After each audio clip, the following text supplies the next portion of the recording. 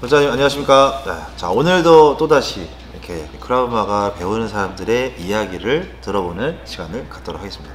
오늘은 아마 저희 구독자님들은 간간히 봤을 거예요. 그래서 김종원 현재 우리 체육관에서는 코치, 수수 코치를 생활을 이제 하고 있고, 결과적으로는 크라우마가 또 소비자였고, 그러면 또 이 사람이 어떻게 여기까지 오게 되고 현재 강사까지 이제 생각하게 됐는지 한번 그 이야기를 한번 들어보는 시간을 갖도록 하겠습니다. 자, 자기소개 간단하게 해주세요. 네, 크라우마가를 9년차 수련하고 있는 25살 김종원이라고 합니다. 9년차. 네. 9년차인데 지금 벨트가 뭐지? 옐로우. 어떻게 된 거야? 9년 동안 옐로우밖에 못 땄어요 지금. 그게 뭐가 이유가 있나요? 특별한 이유가 있나요? 특별한 이유가 너무 띄엄띄엄 와서 그렇지. 생각보다 운동 잘해요. 그러니까 지금 뭐 강사 생활 하겠지만 본격적으로 내가 벨트를 수여하고 그런 시점들은 2017년 그때부터 제가 자격이 주어져서 IKM의 정식 사업자를 운영하고 된 계기는 9년이었지만 그 이후죠.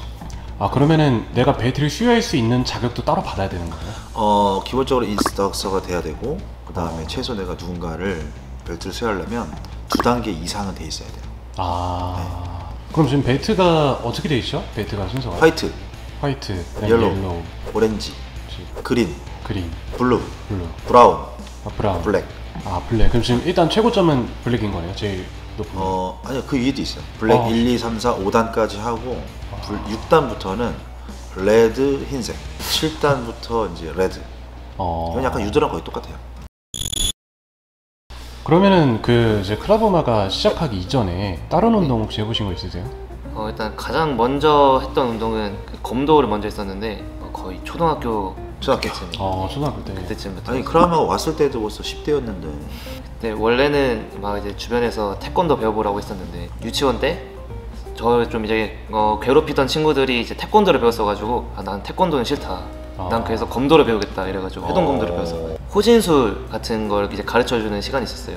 호신술 가르쳐주면서 이소룡에 관련된 얘기를 조금 해주셨어가지고 이소룡이 어떤 사람인지 찾아보다가 별권도를 다니고 싶어서 알아봤는데 그 당시에는 이제 미성년자는 받지 않는다라고 해가지고 영춘권을 잠깐 그 운동을 잠깐 했다가 이 운동 뭔가 나한테 안 맞는 것 같다 라고 생각을 해서 TV에서 보통 이제 사람들은 아저씨를 보고 이제 많이 오는데 저는 좀 특이하게 시티헌터라는 드라마가 있었습니다. 그 당시 거기서 나왔던 게 칼리랑 크라우마가라고 해가지고 인간병기라는 프로그램이랑 파이트클럽이라는 프로그램으로 해가지고 크라우마가라는 거를 먼저 좀 인상 깊게 봐서 한국에 있나 찾아봤었는데 그 당시는 없었어요. 근데 이제 어느 날 그냥 중학교 3학년 때쯤 되니까 이제 한번 또 머릿속으로 스쳐 지나가가지고 한번 검색을 해봤는데 그때 이제 좀 배울 수 있는 계기가 생겨가지고 그때 대표님을 처음 만났죠. 그러면은 지도자 코스를 밟으면서 내가 겪은 크라우마가의 장점과 단점 솔직하게. 일단 장점이라고 하면 이 하나로 거의 모든 종류의 일단 운동들을 경험을 할 수 있다라고 일단 생각이 되고요.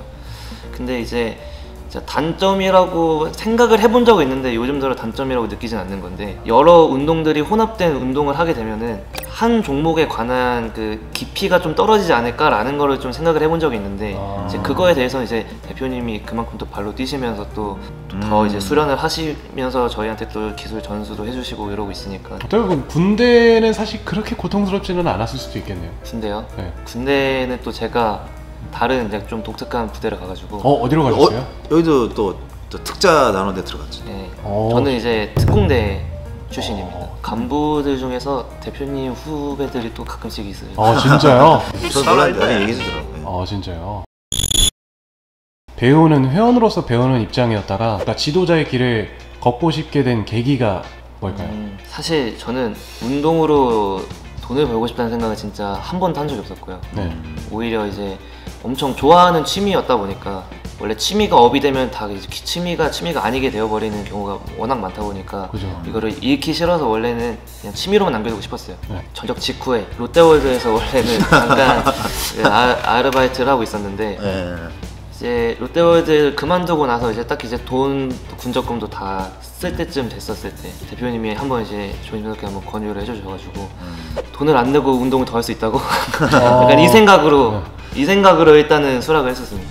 그러니까 그때 당시에는 내가 그냥 순수하게 딱 그때는 이런 마음이었어. 그 알잖아요. 자식한테 자기가 했던 거를 하면은 반대하고 싶잖아. 네. 마찬가지로 종원이의 마음은 지도자로 뭐 운동을 먹고 살려고 하냐 이런 마음이었어 진짜.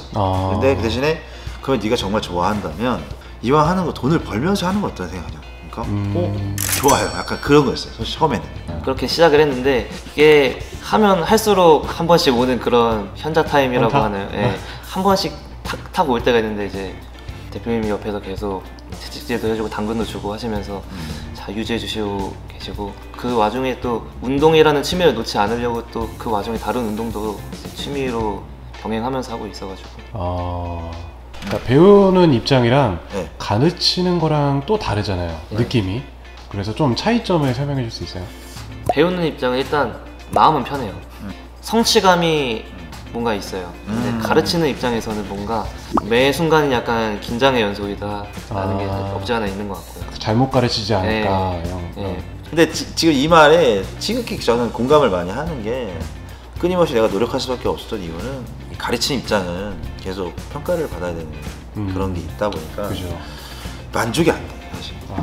내가 과연 뭘 잘했나? 가장 큰 행복은 오늘 잘 배웠습니다라는 말 한마디에 모든 게 사실 끝나거든요. 그거랑 그냥 내 운동하는 거랑 틀려. 나도 그래서 가끔은 내 만족, 내 개인적 내 운동하라고 그냥. 그게 이제 때로 나한테 힐링이 필요하죠. 그러면 크라브마가 지도자를 어느 정도 꿈꾸는 분들이 구독자분들이 있을 것 같은데 네. 그분들에게 한마디 부탁드립니다. 그렇게 생각하고 오지 마시고요. 몇 개월 좀 이제 지도자 이런 훈련을 좀 받는다고 해가지고 쉽게 딸 수 있는 그런 게 아니다 보니까 그 운동에 대한 애정이 없지 않으면 일단 힘들다라는 것부터 좀 오래 걸리더라도 자기의 내적 성숙을 좀 더 생각을 하면서 가르치는 방법이라든지 타 운동하던 사람들을 상대할 때가 가장 힘들어요.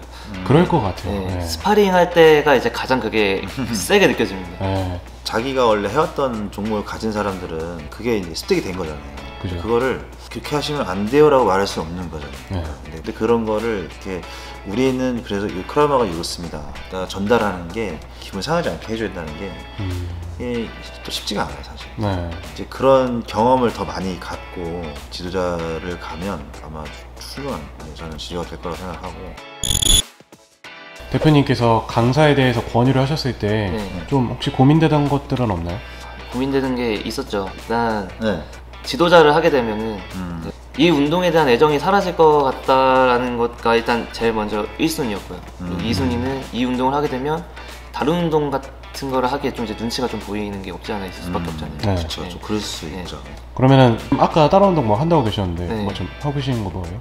지금 배우고 있는 건 그 어릴 때 네. 성인이 아니어서 못했다고 했던 그 절권도를 성인이 되면서 다시 시작을 절권도 네. 그 이소룡을 보고 네, 하고 싶어 꿈을 했던. 키웠던 거를 대표님이 워낙 이제 다른 운동 배우는 거에 대해서 막 너무 벽을 세우고 그러신 편이 아니라 엄청 관대하게 뭐 그런 운동도 좀 뭐 경험해보고 와봐라 이런 식으로 좀 프리하신 편이어가지고요. 다른 운동에 대해서 존중을 엄청 많이 해주신 편입니다. 진짜요? 일단 뭐 저부터도 크라우마가 이전에 태권도도 했었고 복싱, 특공무술이라고 다양하게 하다가 크라우마를 만난 입장인 거고. 네.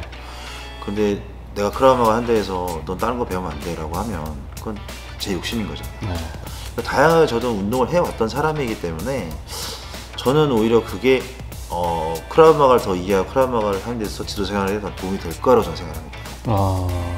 그러면은 네. 절권도 이제 또 배워보셨는데 절권도랑 크라우마가 좀 차이점은 뭔 것 같아요?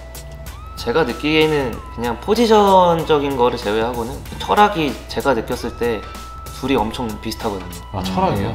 크라우마가랑 이제 절권도를 배우면서 딱 느꼈던 게 그러니까 굳이 들어가서 때리는 거에 대해서 그렇게 막 집착하지 않는 그런 모습에 일단 철학이 엄청 비슷하게 느꼈어요. 그래요? 네.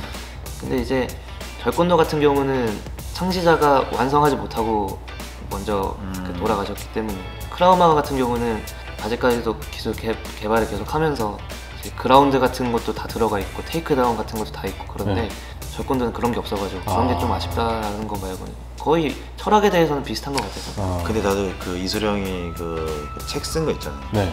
거기서 또 이소룡 명언이 있어요.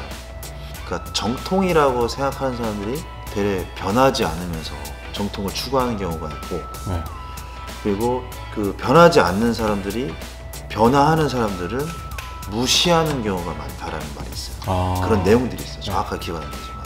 근데 저도 마찬가지예요. 정통이면서 다른 데는 새롭게 현재 맞게끔 계속 발전되는 걸 가지고 정통인 사람들은 그들을 사자로 보고 있고. 근데 저는 크라우 마가도 우리 아이케미가 정통이지만 저는 아직까지 제 스승이 좋아하는 게 계속 발전시켜요. 또 그런 걸 또 배우고 있으면서 나름 그런 생각을 갖는다면 네. 나보다도 더 훌륭한 지도자가 되지 않을까. 네네네. 앞으로도 우리 조원 코치 많이 응원해 주시고 많이 찾아주시면 좋지 않을까 생각합니다. 그리고 앞으로 저 또한 우리 조원 코치를 열심히 가르치고 지원해서 한국의 크라우 마가에 진짜 이름이 있는 그런 코치가 될 수 있도록 많이 구독자님께서 응원 부탁드리겠습니다. 자, 오늘 조원 코치 이야기는 여기까지 하도록 하겠습니다. 자, 하모니 기다. 히다.